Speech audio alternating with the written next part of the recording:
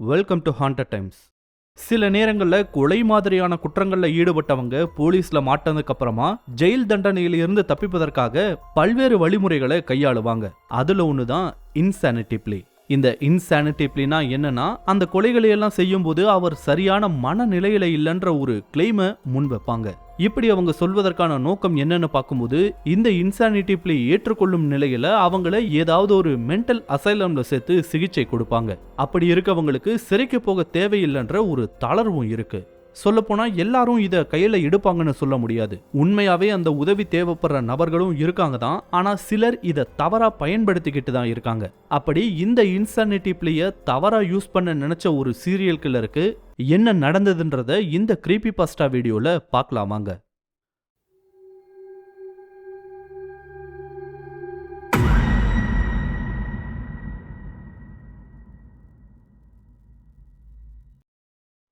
பதினஞ்சுக்கும் மேற்பட்ட இளம் பெண்களை கடத்தி கொடூரமா கொலை செய்த குற்றத்திற்காக போலீஸ் ரொம்ப நாள் இன்வெஸ்டிகேட் பண்ணி கண்டுபிடிச்ச ஒரு நபர் தான் ஆல்பர்ட்.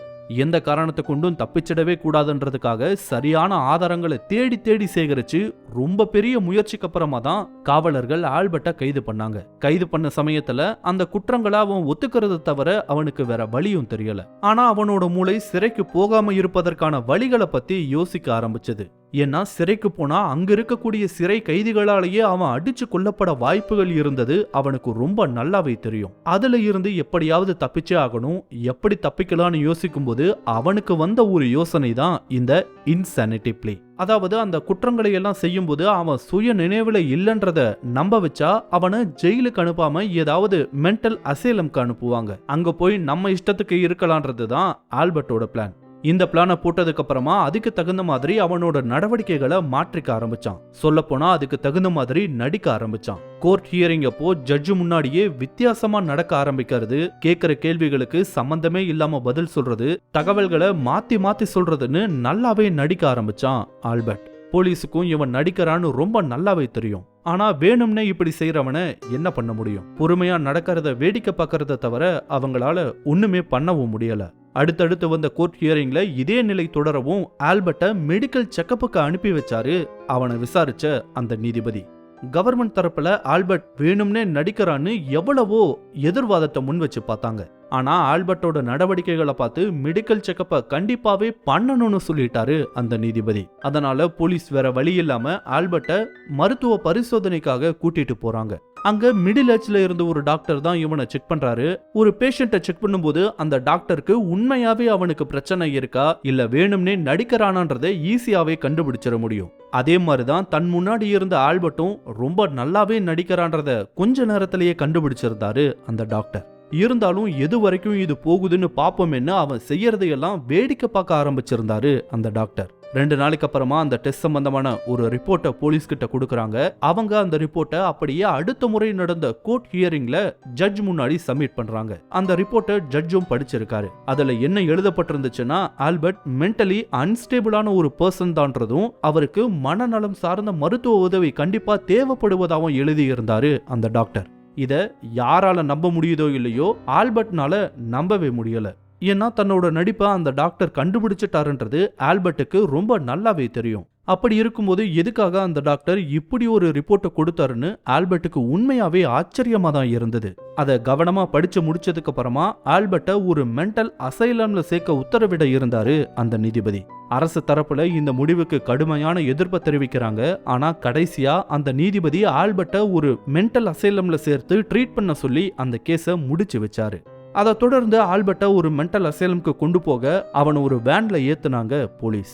அது வரைக்கும் கூடவே வந்த அந்த கேஸை விசாரிச்ச ஆபீசர் அந்த வண்டி கிளம்புனதும் சின்னதா ஒரு சிரிப்பு சிரிச்சாரு.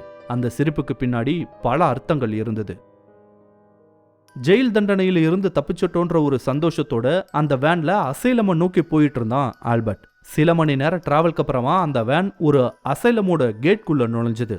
அடுத்த 2வது நிமிஷம் மெயின் கேட்டுக்கு முன்னாடி வந்து நின்னுது அந்த வேன். முதல்ல அந்த வேன்ல இருந்து இறங்கின ஒரு அதிகாரி கோர்ட் ஜட்மெண்ட்டையும் ஆல்பர்ட்டோட கேஸ் ஃபைலையும் கொண்டுட்டு அந்த மென்டல் அசைலமோட சீஃப் இருந்த அறையை நோக்கி போக ஆரம்பிச்சாரு. ஒரு 10 நிமிஷம் கழிச்சு 2 கேர்டேக்கர், ஒரு வார்டன், அப்புறமா அந்த சீஃப் டாக்டரோட வெளியே வந்தாரு அந்த ஆபீசர். வந்தவங்க வேன்ல இருந்த ஆல்பர்ட்டை இறக்கி உள்ள கூட்டிட்டு போனாங்க. அது வரைக்கும் நார்மலா இருந்த ஆல்பர்ட் அந்த அசைலமோட கேர்டேக்கர்ஸ் பார்த்ததும் மறுபடியும் நடிக்க ஆரம்பிச்சான். அவனை உள்ள கூட்டிட்டு போனதும் வந்த வேலை முடிஞ்சு போலீஸ் அதிகாரி அங்கிருந்து கிளம்பி இருக்காரு. அசைலம்குள்ள கூட்டிட்டு போனதும் பேசிக்கான மெடிக்கல் செக்கப்பை எல்லாம் பண்ணிட்டு ஒரு தனி ரூம்ல கொண்டு போய் அடைக்கப்பட்டான் ஆல்பர்ட். சூப்பர்னு சொல்ல முடியாதா, ஆனா ஓகேவான ஒரு கம்ஃபர்டபுளான ஒரு ரூம் அவனுக்காக காத்திருந்தது. பெட்ல படுத்துக்கிட்டே எப்படியோ தப்பிச்சோன்ற சந்தோஷத்துல எப்போ தூங்குனான்னே தெரியாம தூங்கி போனான் ஆல்பர்ட். மறுநாள் காலையில சரியா 7 மணிக்கெல்லாம் ஆல்பர்ட் எழுப்பப்பட்டான். அன்னையிலிருந்து அவனை ஒரு வாரத்துக்கு தரவா அனலைஸ் பண்ணி அதுக்கு தகுந்த மாதிரியான ட்ரீட்மெண்ட்டை கொடுக்க இருந்தாங்க அந்த மென்டல் அசைலம்ல. அதுக்கு முதல்ல அவனோட தலைமுடிய ஆல்மோஸ்ட் மொட்டையடிச்ச மாதிரி பண்ணிட்டு ஸ்கேன் மற்ற டெஸ்டை எல்லாம் எடுக்க ஆரம்பிச்சாங்க. இப்படியே ஒரு 3 நாள் கழிச்சு ஒரு ஆஃப்டர்நூன் வாக்கில் அந்த அசைலமோட சீஃப் டாக்டர் கிட்ட கூட்டிட்டு போனாங்க ஆல்பர்ட்டை. ஆல்பர்ட் அங்க போறதுக்கு முன்னாடியே அவனோட ஃபைலை தான் படிச்சுட்டு இருந்தாரு அந்த சீஃப் டாக்டர். ஒரு 10 நிமிஷம் எல்லாத்தையும் படிச்சு முடிச்சுட்டு கடைசியா அந்த ஜட்ஜோட உத்தரவுப்படி மெடிக்கல் செக்அப் பண்ண அந்த டாக்டரோட ரிப்போர்ட்டையும் படிச்சு முடிச்சிருந்தாரு அந்த சீஃப் டாக்டர். படிச்சவரு ஒரு முடிவோட நிமிர்ந்து எதிரில் உட்கார்ந்திருந்த ஆல்பர்ட்டை பார்த்திருக்காரு. அது வரைக்கும் தன்னோட பெர்ஃபார்மன்ஸை மட்டும் ஆல்பர்ட் விடவே இல்லை. அந்த ரிப்போர்ட்டை படிக்கும் போதெல்லாம் நடிச்சுக்கிட்டே அந்த டாக்டர் முகத்துல ஏதாவது மாற்றம் தெரியுதான்னு கவனிச்சான் ஆல்பர்ட். ஆனா அந்த சீஃப் டாக்டரோ அந்த ஃபைலை படிக்கும்போது எந்த விதமான மாற்றத்தையும் அவரோட முகத்துல காட்டிக்கவே இல்லை. நிமிர்ந்த ஆல்பர்ட்டை பார்த்தவரு 2 நிமிஷத்துக்கிட்ட அவனோட முகத்தையே பார்த்துட்டு உங்களோட பெயர் என்னன்னு கேட்டிருக்காரு. அதுக்கு பதிலா ஆல்பர்ட்னு சொல்லியிருக்கான். நீங்க என்ன படிச்சிருக்கீங்க, உங்களோட ஃபேமிலியை பத்தி சொல்லுங்க, உங்களோட சைல்ட்ஹுட்டை பத்தி எல்லாம் சொல்லுங்கன்னு முதல்ல ஆல்பர்ட்டை முழுசுமா பேச வச்சாரு அந்த டாக்டர். அதுக்கெல்லாம் கோர்ட்ல சொன்ன மாதிரியே முன்னுக்கு பின் முரணான பதில சொல்ல ஆரம்பிச்சான் ஆல்பர்ட். கடைசியா நீங்க 15 பொண்ணுங்களை கொடூரமா கொலை செஞ்சதா சொல்லியிருக்காங்களே, அது உண்மையான்னு கேட்டிருக்காரு அந்த டாக்டர்.